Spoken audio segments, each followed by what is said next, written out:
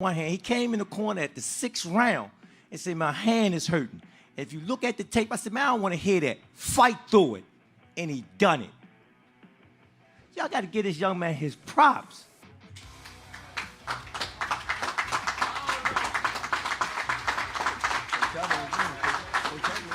Man, he come in and day out.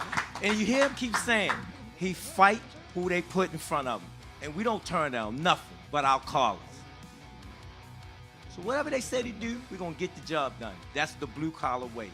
So we all saw Gervonta Davis's controversial draw against Lamont Roach send shockwaves through the boxing world.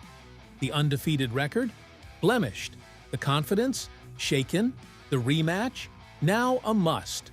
But just when you thought things couldn't get any worse for Tank, his longtime trainer, mentor, and the man who made him a superstar, Calvin Ford, just publicly washed his hands of him in a scorching Instagram Live. Out there, we took our little kids on a road trip to the Boys and Girls Club in Laurel, Maryland. It's been a while. The gym of DeMond Nicholson. Yeah, you heard that right. Calvin Ford just ended his partnership with Tank in front of thousands of fans, calling him uncoachable, and straight up saying, "You're on your own, loser." This isn't just some random beef. This is a full-on breakup between a fighter and the one man who's been in his corner since day one. Gervonta Tank Davis just been released to the public. You know now, December 14th, Houston, Texas, he's going to be facing a very tough opponent in Lamont Roach. Can you tell us a little bit about the history between them two? Oh man, they've been knowing each other from the amateurs, silver gloves, everything. They grew up actually together, you know. Roach and him, back and forth battles and whatnot. It's gonna be a pretty interesting fight, you know what I'm saying? Because Roach he come to fight, and I think it's a great fight. Everybody talking all that stuff about, oh, why Roach? Because he signed and took the fight, you know what I'm saying? And it's good for the community. And let's be real. We all saw the signs. The tension was building. The cracks were showing. Tank's ego was growing. Calvin's patience was running out. But after that draw, that was the final straw. Now, Tank is without the one person who's been guiding his career. No more game plans. No more championship strategies. No more Calvin Ford telling him what to do. So what now? Is Tank spiraling? Did Calvin just end Tank's career with this move? And is there any chance of them ever making amends? Let's break it down. Get this, if you thought Calvin Ford was going to hold back. Think again, because on that IG Live, he did not sugarcoat a damn thing. And the biggest thing he went off about? Tank taking a knee in the 9th round.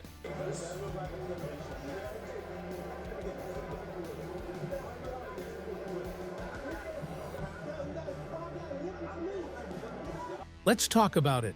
Yeah, he's like waiting.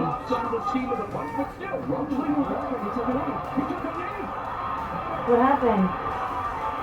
What is he doing?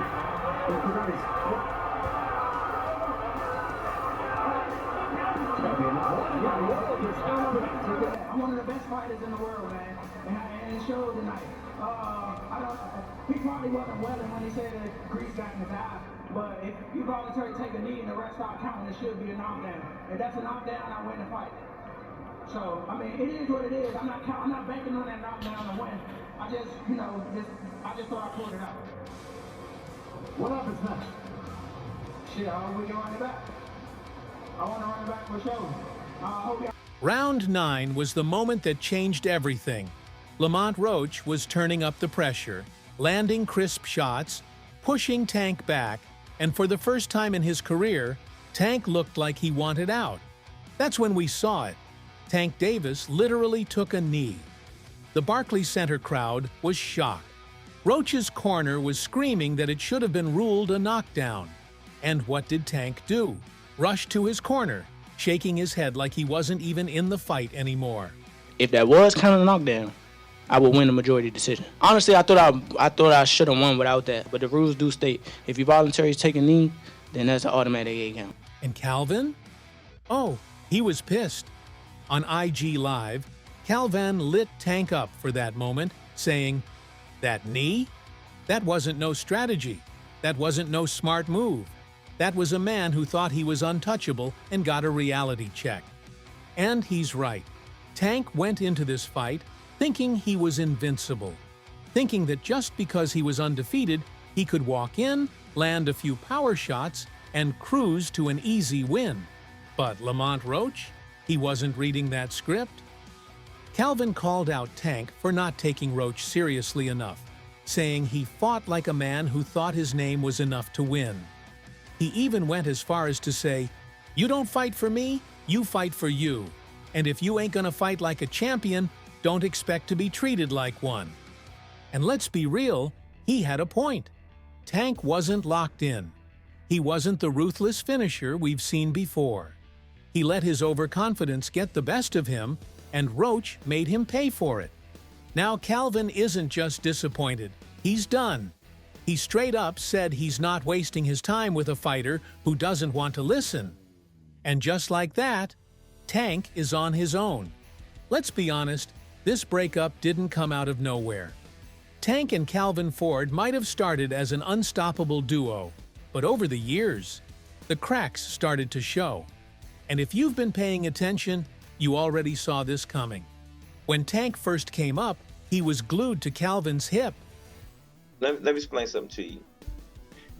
Tank don't look at me as coach, he look at me as dad. Do it look like his son supposed to be taking your dad? I don't even feel right. Y'all hear this time? Oh, Tank don't pay his coach. Tank gives me anything I want. Right. But I'm a man at the end of the day. Absolutely. And I'm a hustler. Right. Second foremost, I came from that cloth. You understand? He watched me lose my house, my wife, my family. He watched me do it. It's bigger than boxing. Right. Boxing is just a web.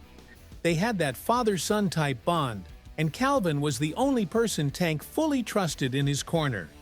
He built him from the ground up, turned him into a knockout machine, and helped him rise to the top. But as Tank's fame and ego grew, things started changing.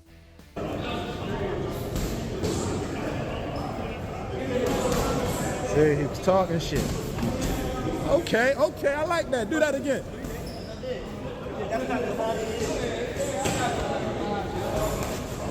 Get out that corner though, young man. Calvin trying to walk his ass down. Oh! Ow! Ow!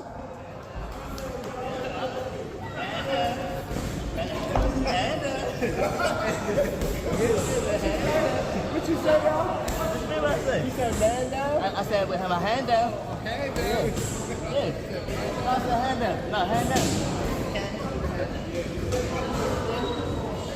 Over the years, we saw multiple fallouts between them. And get this, Tank has fired Calvin before. Not once, multiple times. At first, it was always small disagreements, game plans, training routines, fight choices. But as Tank started calling more of the shots, Calvin started having less and less control. It got to a point where Tank would fire him, bring him back, fire him again, like it was a damn game. But Calvin? He stayed. He stayed because he believed in Tank, believed he could keep him grounded, keep him focused. So we talked about Tank in the business now. There's talk that he could be leaving Mayweather from Roach. He said he was to Brian Custer that, this is his last fight. Everybody missing, he's leaving. It's business. Right, for sure. If it's good business, we're going to do what? Business. For sure. We're not leaving each other. It's just not on contract. Okay. So you're still going to do business with Mayweather? Got to. Right. You have to do business. They're brothers. Right. They're brothers. And you got to remember, they're the best in boxing. You got Al and Floyd. Come on. But it's just good. How excited for you for him to have that flexibility? It's good because Canelo do it. Garcia did it. It's been done. Right. It's been done. You know what I'm saying? But after the Roach fight, that was the final straw. Tank's overconfidence, that knee in the ninth, The way he brushed off Calvin's advice? That was all Calvin needed to see. He was done dealing with Tank's ego, and when he hopped on that IG Live and let it all out, that was years of frustration exploding at once. Now, let's talk about the epic fight again. Let's call it what it is. Lamont Roach was straight up robbed. And the wildest part? Everyone saw it coming, but no one thought the New York Commission would actually let it slide. The moment that had the boxing world in an uproar? Round 9. Lamont Roach was cooking. He had Tank backing up, landing crisp counters, and then boom! Roach cracked him with a shot that sent Tank straight to his knees. And under normal circumstances, that's a knockdown. No debate, no argument. That's a clear knockdown. But guess what? The ref straight up ignored it. Clearly in there, man. I thought I won. I thought I did enough to get the victory over a spectacular fighter. I told y'all from the beginning, man, that I got the skills to pay the bills. I've been telling y'all that. And I'm just glad I got to show it, honestly. I'm glad I got to show it. I appreciate, like I said before, I appreciate True Boxing Media. Some guys that didn't count me out. So that's just how I feel, man. I think I won. And, I can't wait to do it again. I can't wait to dance again. Instead of starting the count, Tank got up, rushed to his corner, and grabbed a towel like he was in a damn spa. He later tried to claim that the grease from his hair was burning his eyes. The ref's decision to ignore that moment literally changed the fight. And that's exactly why pros like Shakur Stevenson, Terrence Crawford, Danny Garcia, and Isaac Cruz have been calling this one of the worst decisions in recent boxing history. Shakur took to social media right after the fight, straight up saying, Lamont won that fight. That knockdown should have been counted. Terrence Crawford? He was even more blunt. They straight up robbed that man. Tank lost his belt that night, and we all know it. Even Eddie Hearn, who usually stays neutral on this kind of drama, admitted that Roach had every right to feel like the real winner. No, well, honestly, I haven't watched the fight. We had a show that night. I haven't watched the full fight. One thing that's kind of baffling is that it wasn't a knockdown. I mean, look, he wasn't hurt. There's no doubt about that. But if you take a knee in the fight and you touch down, whilst punches are being thrown, it has to be a knockdown. I've heard some people saying, oh, that he should be disqualified. He went back to the corner. I don't buy that, to be honest with you. I mean, I think that's a warning. But it's a bit of a bizarre situation. For me, there was a lot of people in boxing that were saying that this is a really tough fight. Lamont Roach is a serious fighter. I said it might not be the biggest profile fight, but it's actually quite a tough fight. And Shakur said to me, even the day before, I'm telling you, he's going to have big trouble tomorrow night. And I just feel like hopefully this could be the little something that gives Gervonta a little wake-up call to take him back to the mindset of maybe where he was. But here's the catch. He doesn't believe the New York Commission will overturn the result. There's no way around it. This rematch has to happen. No ifs, no buts. The fight world won't settle until Tank and Roach run it back. The controversy surrounding that decision has straight up turned this into one of the most talked about fights in recent history. Fans are heated, pros are calling it a robbery, and even Tank himself knows he has unfinished business. Cards. Judge at the ringside, Eric Marlinsky scores it on 115 to 113 in favor of Gervonta Davis. Judges Steve Weisfeld and Glenn Feldman both scored about 114 to 114, even a draw. The decision is a majority draw.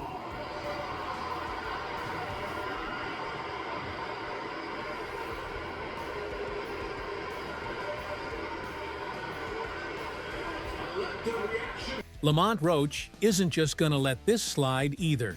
He came in as the underdog and outworked the so-called best in the division. He wants his respect, his belt, and most importantly, he wants to prove that he was the real winner. I already signed. My first contract is signed for an immediate rematch in the case of a draw or if I win. So I'm already contractually signed to a rematch. It's on him. I hope we can get it done because I want to show the world again that that wasn't a fluke. And for Tank, His legacy is on the line. If he wants to erase this stain on his record, he has to run it back. No excuses, no hair grease, just a real fight with no controversy. At the end of the day, this whole situation is a disaster for Tank's legacy. The so-called face of boxing just got handed a draw that should have been a loss, and now the entire fight world is side-eyeing him. The pros know it, the fans know it, and deep down, Tank knows it too. And with Calvin Ford cutting ties and Floyd dragging his name through the mud, Tank is in a place he's never been before. Alone. No undefeated record to flex, no solid team backing him up, just him and the questions that won't go away. Did he really win that fight? Can he run it back and prove himself? Or is this the beginning of the end for Gervonta Davis? Hey, Tank, real talk. Will Calvin be with you on this fight? Come on, you Tank. Huh? Will Calvin be with you on this fight? I don't know. We gotta see. What do you think about the guy yelling in the back? Did that kind of get your juices flowing like you spoke in New York? Some of that extra motivation when someone's talking in the crowd? Like how that bet was. The two guys, like the bet, is all this stuff kind of added more? I don't know. You know how people like, Just I don't know, talking. the people that come with the talent, like they always feel like they gotta be tough. And I'm all here for it. Anything else, guys? Yeah, one second. Are you training any differently? I'm not, we don't fight as easy. Are you training any differently from this fight versus other fights? No, not really. Nothing changed. But what do you think? Was this a robbery? Should Tank's record have been overturned? And does he even stand a chance in a rematch? Drop your thoughts in the comments. Hit that like button if you're ready for the rematch, and don't forget to subscribe for all the latest boxing drama. I'll see you in the next video.